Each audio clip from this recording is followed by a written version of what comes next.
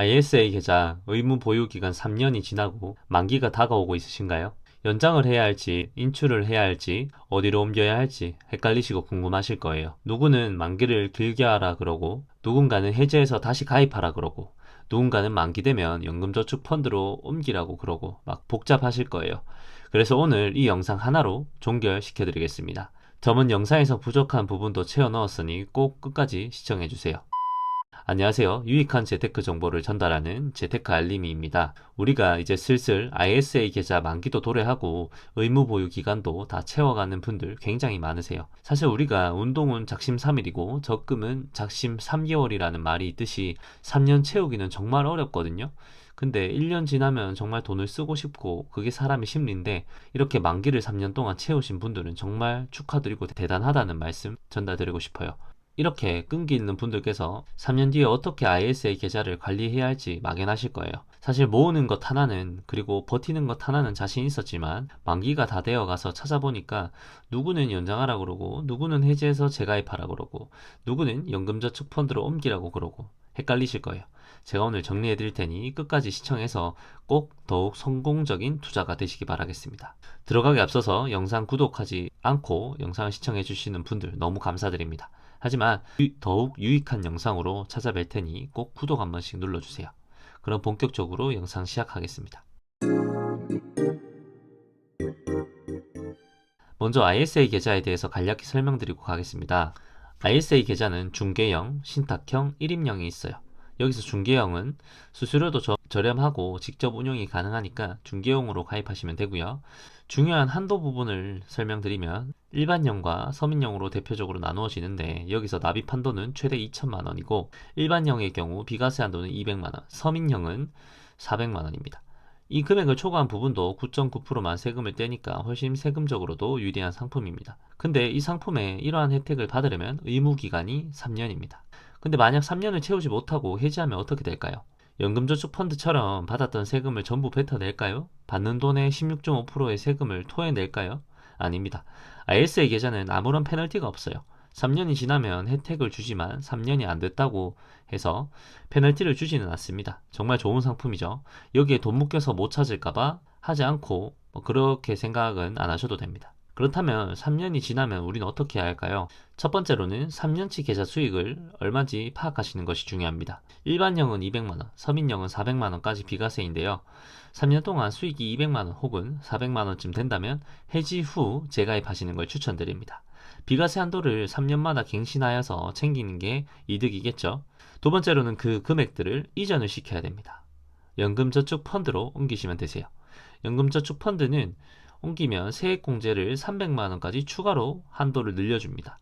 즉, 연금저축펀드에 연간 600만원까지 13.2% 또는 16.5%만큼 돌려주잖아요. 여기서 300만원을 추가로 13.2% 혹은 16.5%만큼 돌려줍니다. 300만원에 16.5%면 49만 5천원 정도 되거든요. 그럼 ISA 계좌 만기가 되었는데 굳이 놔두기보다는 50만원의 확정 수익을 얻을 수 있는 곳으로 옮기는 게 낫다는 거죠. ISA 계좌 한 번밖에 가입이 안 되는 거 아닌가요? 라고 궁금해하시는 분들도 계신데 수십 번 가입하셔도 돼요. 그러니까 혜택을 극대화시키는 쪽으로 우리는 운영을 하는 게 좋겠죠. 자, 헷갈리실 거예요. 다시 한번 간단히 설명드려 보겠습니다.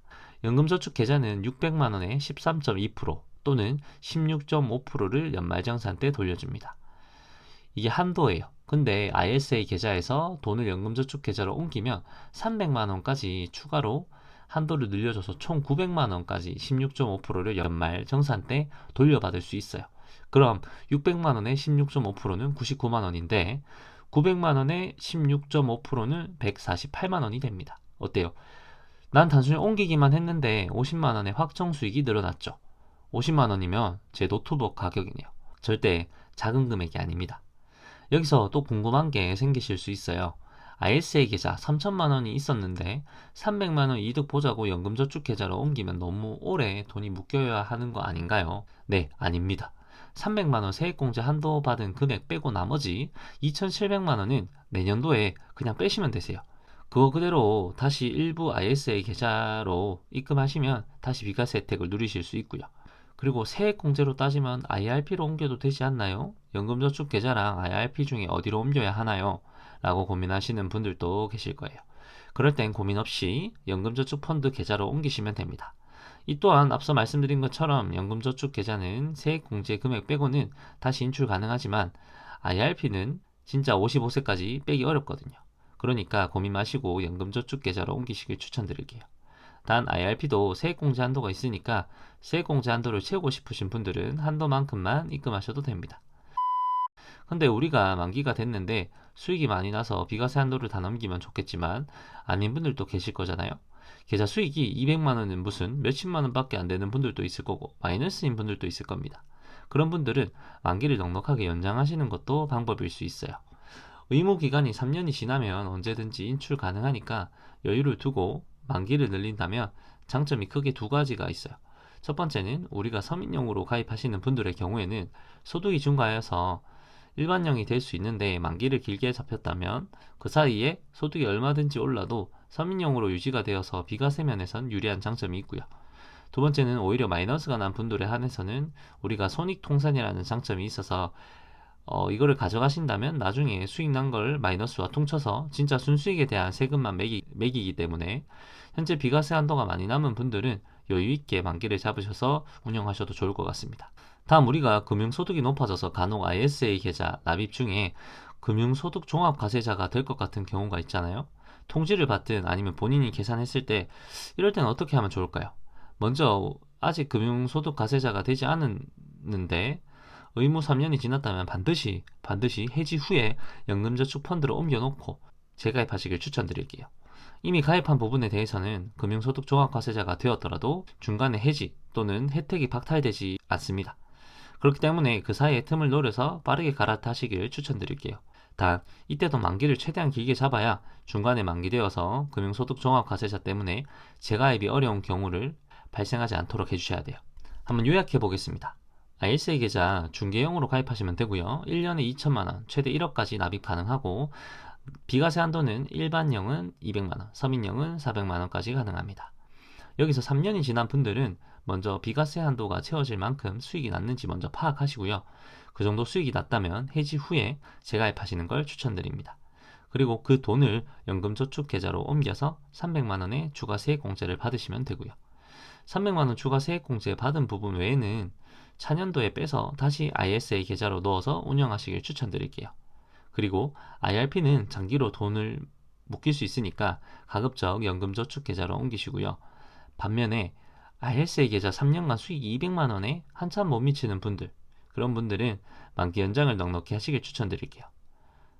두 가지 장점이 있는데요. 소득이 앞으로 해지해서 재가입하면 서민용으로 가입 못하시는 분들은 서민용으로 비과세 혜택을 챙겨야 하니까 연장해 나가시는 게 좋고요. 다음은 손익통산 효과가 있으니까 만기를 넉넉하게 잡으시고 운용하셔서 비과세 한도를 받으시길 추천드릴게요. 단 연금저축 계좌로 옮겼을 때 받을 수 있는 세액공제 한도도 큰 혜택이니까 계산해 보셔서 유리한 쪽으로 택하시길 바라겠습니다. 헷갈리시면 댓글이나 이메일 주시면 시간 되는 대로 답변을 드릴 거고요. 마지막으로 금융종합과세자가 될 것으로 예상되는 분들은 의무기간이 지났다면 빠르게 해지 후에 재가입하시길 추천드릴게요. 납입 중에는 암만 종합과세자가 되어도 해지되거나 혜택이 사라지지 않으니까 가입 전에 금융소득 종합과세자가 되어버리면 3년간 ISA 계좌 가입이 어려우니까 잘 대처하시기 바라겠습니다.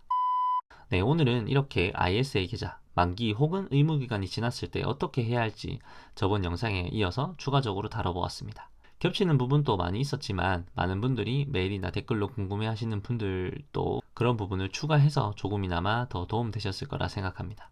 사실 우리가 ISA 계좌든 연금저축 계좌든 이것만 가입하면 마치 돈이 벌리고 수익이 발생하고 자산이 불어날 것처럼 착각하시는 분들이 많이 계세요. 저 또한 처음 알았을 때는 정말 매력적인 상품처럼 느껴졌거든요. 근데 정말 혜택이 많은 상품이긴 합니다만 공부를 제대로 하지 않고 투자를 아무렇게나 한다면 사실 비과세 한도든 세액공제 한도가 무색할 만큼 마땅한 수익이 안 나는 경우가 충분히 발생할 수 있어요. 앞에 설명드린 부분은 운영을 잘 했을 때 고민할 수 있지만 수익이 나지 않는다면 사실상 어떻게 하셔도 상관없게 돼버릴 수 있거든요. 그러니 이 영상을 보시는 여러분들은 현재 이렇게 상품 공부를 하시는 것처럼 투자 공부도 꾸준히 하시면 훨씬 더 좋은 성과를 내실 수 있다고 생각합니다.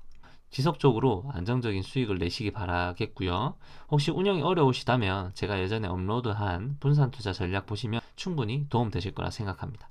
오늘 또 이렇게 긴 영상 봐주셔서 감사하고요. 나가시기 전에 구독과 좋아요, 알림 설정 부탁드립니다.